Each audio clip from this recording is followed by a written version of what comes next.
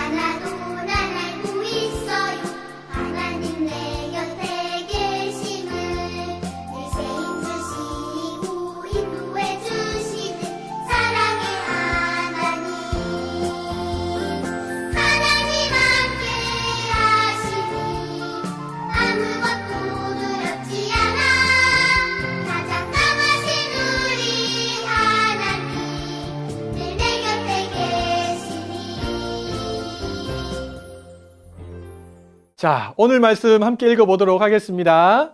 내가 내 아들에게 소망이 있은즉 그를 징계하고 죽일 마음은 두지 말지니라. 잠언 19장 18절 말씀. 아멘. 자, 우리 친구들 목사님 한번 따라해 보겠습니다. 하나님은 항상 선하시고 늘 나와 함께 하십니다. 우리 친구들 혹시 놀이터에 엄마랑 아빠랑 나가본 적 있나요? 놀이터에 가면 아주 재미있는 것들이 많이 있는데요. 그 중에 하나가 바로 시소죠, 시소. 위로 한번 올라갔다가 밑으로 한번 내려왔다가 왔다 갔다 하면서 탈 수 있는 건데요. 목사님도 어린 시절에 많이 탔던 기억이 납니다. 빨리 날씨가 좋아져서 또 코로나가 끝나서 우리 친구들이 신나게 이 시소를 또 탈 수 있었으면 좋겠어요. 자, 그 다음에 또 하나 빼놓을 수 없는 게 있는데요. 시소가 위아래로 왔다 갔다 한다면 그네라는 것은 앞으로 뒤로 왔다 갔다 하면서 재미있게 탈 수 있는 거예요. 아직 뭐 우리 1세 친구들이나 2세 친구들은 조금 힘들긴 하겠지만 아마 3세쯤 되면 한 번씩 다 타보셨을 거라고 생각합니다. 자, 그런데요. 이 그네와 시소하고는 비교할 수 없는 훨씬 더 재미있는 것이 있어요. 그게 뭐냐 하면 롤러코스터라고 하는 겁니다. 와, 아직 우리 친구들이 어려서 탈 수가 없어요. 키도 작고 하니까 탈 수 없는데 롤러코스터는 정말 재밌어요. 그림을 보세요. 높은 곳에서 출발해서 위아래로 계속해서 빠른 속도로 내려오는데요. 아마 타고 있으면 저절로 우와 하는 소리가 날 만큼 짜릿하고 재미있기도 합니다. 자, 목사님이 왜 아침에 이런 이야기를 하느냐 하면 하나님께서 우리에게 감정, 기분이라는 걸 주셨거든요. 이건 뭐냐 하면 짜증나고 화나고 기쁘고 슬프고 하는 감정인데요. 사람의 감정도 마치 롤러코스터처럼 시소와 그네처럼 자주 바뀌기 때문에 그래요. 자, 건강한 감정은 어떤 감정일까요? 건강한 감정은요, 기쁠 때 웃고 슬플 때 울고 마음이 아프고 힘들 때 또 눈물 흘리고 하는 것이 바로 건강한 감정이지요. 자, 하나님은 우리에게 감정이라고 하는 것을 선물로 주셨는데요. 하나님 우리가 어떻게 살기를 원하실까요?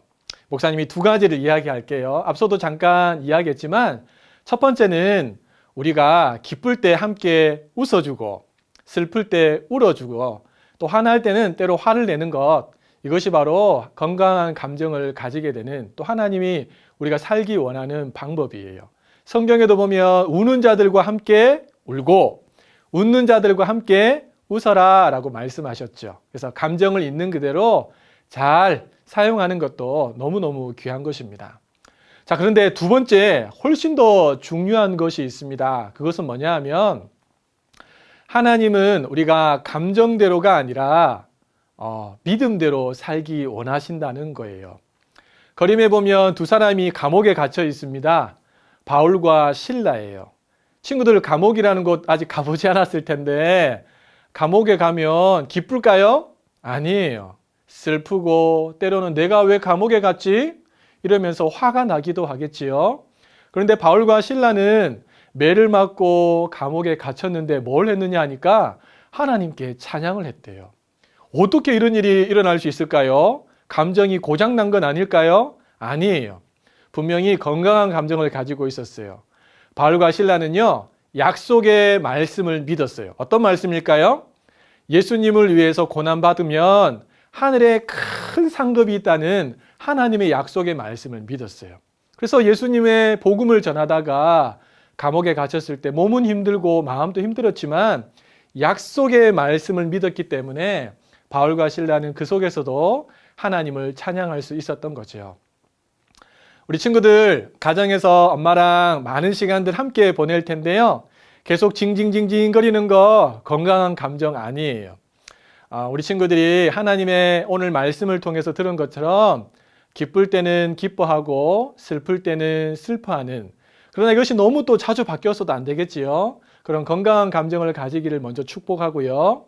두 번째는 감정보다 믿음을 굳건히 가져서 우리 친구들이 감정을 뛰어넘는 믿음의 사람으로 또 하나님이 기뻐하는 사람으로 그렇게 살아가기를 예수님의 이름으로 축복합니다. 예수님의 이름으로 축복합니다. 자, 우리 부모님들과 함께 말씀을 나눠보겠습니다. 자, 우리 오늘 본문 말씀인데요. 다시 한 번 더 읽어보도록 하겠습니다. 내가 내 아들에게 소망이 있은즉 그를 징계하고 죽일 마음은 두지 말지니라. 아멘. 자, 여기 보면 빨간 글씨로 제가 징계라는 것을 빨간 글씨로 표시해 놨는데요. 징계는 히브리어로 야사르라고 하는 단어입니다. 이 단어 안에는 여러 가지 의미가 있는데요. 그 중에 하나가 뭐냐 하면 교훈하다라는 단어가 여기 안에 있어요. 그리고 여기에서 나중에 파생된 단어가 어떤 단어냐니까 의로운 자라는 단어예요. 정리하면 이렇게 말씀을 드릴 수 있겠죠. 우리가 징계를 지혜롭게 잘하게 되면 그것을 통해서 징계받는 사람은 지혜를 얻게 되고 교훈을 얻게 되고 또 나중에는요 의로운 자로 선을 쫓아가며 살아갈 수 있다는 것입니다. 자, 그런데 제가 좀 주목해서 봐야 할 부분들을 함께 좀 나누길 원하는데요. 그건 뭐냐니까 죽일 마음은 두지 말지니라 라고 하는 말씀입니다. 자, 도대체 이 말씀은 뭘까요? 죽일 마음은 두지 말지니라. 제가 이 말씀을 곰곰이 생각하면서 이런 마음이 좀 다가왔어요. 부모가 감정 조절을 잘못해서 아이들에게 징계하는 중에 죽일 마음을 품을 수 있겠구나라는 거였어요. 부모도 감정을 가진 사람 아니겠습니까? 그런데 아이들이 계속 짜증을 내고 고집을 피우고 칭징거리면 부모도 처음에는 받아주다가 이 감정의 이 저장 창구가 고갈이 되면 그것이 큰 화로 나타날 수도 있다는 것이죠. 그래서 우리 주변에 한 번씩 언론을 통해서 듣는 이야기가 뭡니까? 집안에서 부모로부터 너무너무 많이 맞아서 아이들이 정말 정신적으로 육체적으로 병들거나 또 아파하는 경우들이 많이 있지 않습니까? 우리 그리스도인들의 가정은 절대로 그래서는 안 되겠죠. 자, 징계는 꼭 필요합니다. 하지만 부모가 감정 조절을 못하면 징계는 도리어 큰 화를 불러올 수 있다는 사실을 우리 부모님들이 잊지 않고 지혜롭게 마음을 잘 다스려가면서 우리 아이들을 또 징계하셨으면 좋겠습니다. 자, 오늘은 제가 징계할 때 주의할 점에 대해서 총 6가지인데요. 이번 주는 3가지를 살피고 다음 주에 또 이어서 3가지를 살피도록 하겠습니다. 우리 부모님들이 이미 잘 알고 있는 부분도 있을 텐데 잘 들어놓으셨다가 우리 아이들을 평상시에 많이 사랑하시지만 아이들이 잘못하고 있을 때 어떻게 징계해야 되는지 이 교훈을 가지고 그렇게 징계하셨으면 좋겠습니다. 자, 첫 번째는 같이 한번 읽어보도록 하겠습니다. 기분대로가 아니라 기준대로 징계해야 합니다. 제가 종종 이런 말씀드리죠. 성질대로가 아니라 성경대로 양육해야 된다라는 말씀을 드립니다. 만약에 우리 부모님들이 기분대로 아이들을 징계한다면 어떻게 될까요? 아이들은 오늘 부모님의 기분이 어떤가를 먼저 살피게 됩니다. 그리고 부모님의 기분이 어떤가에 따라서 자기 행동도 스스로 결정하게 되는 것이지요. 이래서는 아이들이 좋은 것을, 옳은 것을 바르게 배울 수가 없겠지요. 그러나 부모가 분명한 기준을 정해놓고 그 기준을 가지고 자신의 감정과는 상관없이 아이들을 대한다면 어떻게 될까요? 네, 아이들은 우리 부모님은 기분대로 하시는 분이 아니라 이미 정해놓은 기준대로 하시는 분이구나 라는 사실을 깨닫게 되고 그것을 통해서 이것이 참 필요한 것이구나 라는 것을 아이들이 깨닫게 된다는 것입니다. 우리 하나님께서도 이스라엘 백성들을 출애굽시키셔서 그들이 불평하고 원망하고 할 때마다 징계를 하셨는데요. 근데 처음부터 하나님께서 징계하시진 않으셨어요. 시내산에서 십계명을 다 선포하신 이후에 그들이 하나님의 말씀에 벗어났을 때 하나님이 그들을 징계하셨던 것을 우리는 성경을 통해서 똑똑히 볼 수가 있습니다. 그래서 저는 우리 부모님들에게 좀 부탁하고 싶습니다. 아이들을 키울 때 기준이 없으면 아무 때나 기분대로 하기 때문에 아이들에게 명확한 기준을 아이들과 이야기하면서 정해 놓으시고요. 그리고 그것들을 아이들에게 반복해서 계속 가르쳐 주시고 그 기준을 넘어섰을 때 우리 부모님들께서 지혜롭게 잘 징계하셨으면 좋겠습니다. 자, 우리 두 번째도 같이 한번 읽어보도록 하겠습니다. 공개적인 자리가 아니라 둘만의 공간에서 징계해야 합니다. 잘 알고 계시죠? 칭찬은 공개적인 자리에서, 책망이나 징계는요, 단 둘만의 장소에서 해야 한다는 것은 우리가 너무나 잘 알고 있습니다. 왜 그럴까요? 만약에 징계나 책망을 많은 사람들이 있는 곳에서 하게 된다면 아이들은 그것을 통해서 내가 잘못했구나라는 사실을 깨닫기도 하겠지만 또 하나 마음에 큰 상처를 입게 됩니다. 전문가들의 말에 의하면 수치심이라고 하죠. 여러분, 나중에 이 수치심은 발전하면 분노로 가게 될 수가 있습니다. 그래서 결코 좋은 방법이 아니라는 것이죠. 쉽진 않겠지만 우리 아이들과 단 둘만의 공간을 찾으셔야 합니다. 그러기 위해서는 우리 부모님들께서 지혜롭게 잘 대처하시는 것은 너무너무 필요하겠지요. 또 하나 중요한 것은 뭐냐 하면요, 둘만의 장소에 갔을 때 아이들을 향해서 우리가 집중해서 바르게 징계할 수 있게 된다는 것입니다. 여러분, 여러 사람이 많은 곳에 있다 보면 부모도 자기도 모르게 사람들의 눈치를 보게 됩니다. 아이들은 말할 것도 없고요. 그러니까 조금 더 집중해서 하기 위해서라도 우리 부모님들은 둘만의 공간 최대한 찾으셔서 그곳에서 아이들에게 옳고 그름을 다시 한번 더 명확하게 심어주는 것이 필요합니다. 그리고 제가 영화부에서 종종 말씀을 드리는데요, 우리가 말로 책망해서 아이들이 돌이키면 제일 좋겠지만 그렇지 않을 경우가 있거든요. 그럴 때는 둘만의 공간에 가셔서 여러분들이 늘 휴대하고 계시는 매를 끄집어내어서 따끔하게 매로 아이들을 책망하시고 징계하시는 것도 너무너무 필요합니다. 자, 우리 세 번째도 같이 한번 읽어보도록 하겠습니다. 장난이 아니라 진지하게 징계해야 합니다. 그래요. 여러분, 징계는 장난으로 하는 것이 아닙니다. 만약에 장난으로 하게 되면 징계의 효과가 뚝 떨어지게 됩니다. 그럼 어떻게 진지하게 단호하게 할 수 있을까요? 저는 우리 부모님들에게 좀 부탁하고 싶은 것은 집에 가면 아마 다들 거울이 하나씩 있을 텐데요. 거울을 좀 보시면서 연습을 좀 하시면 좋겠어요. 거울 앞에서 내 모습이 어떤지를, 징계할 때 내 모습이 어떤지를 한번 시험 삼아서 연기를 해보시는 거예요. 그래서 단호함이 있는지, 진지함이 있는지, 또 내가 너무 감정적으로 앞서지 않는지를 거울을 통해서 잘 확인하시고 거기서 조금 더 연기력을 잘 사용하시면서 아이들을 징계하신다면 아이들은 부모님의 그 단호한 모습, 또 진지한 모습을 통해서 바른, 올바른 것들을 배우게 된다는 겁니다. 또 하나 팁으로 드리자면 큰 소리로 하기보다 작은 소리로 하는 것이 훨씬 더 효과적이라는 겁니다. 여러분, 큰 소리로 한다는 말은 뭐예요? 거기 안에 나의 화난 감정이 들어있다는 것이지요. 자칫 잘못하면 나중에 징계할 때 그보다 더 큰 소리를 내야 되는 어려움을 겪을 수도 있습니다. 그러나 작은 소리로 진지하게 단호하게 하면 아이들은 오히려 그것들을 지혜로 받아들이게 된다는 것입니다. 이 세 가지를 이번 한 주간 잘 기억하시면서 혹여나 징계할 때가 있다면 여러분들이 잘 활용하시면 좋겠습니다. 자, 우리 같이 한번 읽어보도록 하겠습니다. 성경은 자녀가 잘못할 때 징계는 필수다라고 합니다. 징계를 통해 자녀는 교훈을 받아 지혜를 얻고 선을 따르는 의로운 자가 됩니다. 자, 그 다음 것도 한번 읽어볼까요? 자녀를 향해 기대와 소망을 품고 더 많이 사랑합시다. 하지만 잘못할 때는 기준대로 징계하고 둘만의 공간에서 징계하고 진지하게 징계하여 하나님 앞에 바르게 세워 나갑시다. 아멘. 우리 아이들 너무너무 사랑스럽지요. 지난주 우리 고난주간 활동하는 모습을 제가 보면서 얼마나 사랑스러운지 모릅니다. 지금 사랑하는 것보다 훨씬 더 많이 사랑해 주시기를 부탁드립니다.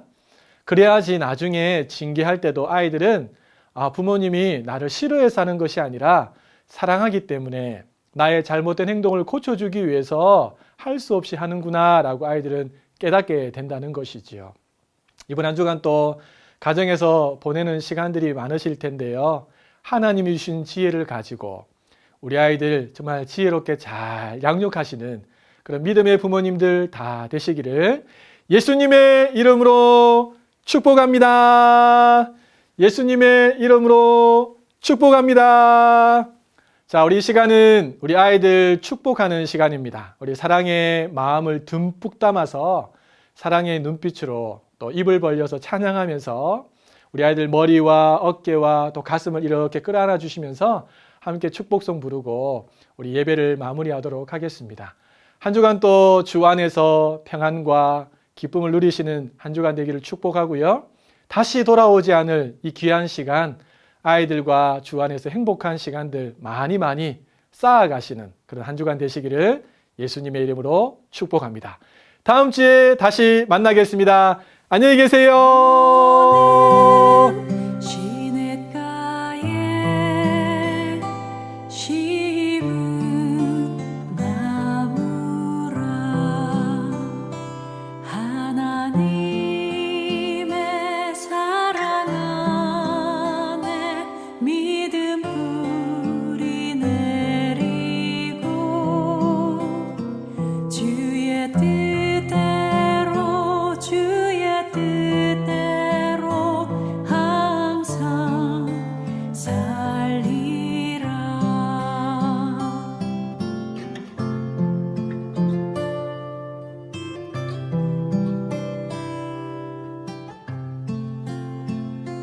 주의 시초를 쫓아